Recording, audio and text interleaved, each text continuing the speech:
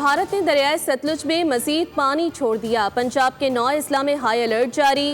रावी, चनाब और सतलुज में सैलाब से पंजाब के 24 लाख अफराद मुतासिर, 9 लाख अफराद बेघर। मुख्तलिफ हादसात में 41 अफराद जाँ बहक हो चुके, हजारों बस्तियां ज़ेर-ए-आब। मेलसी में मुतादिद देहात सैलाब की जद में हैं।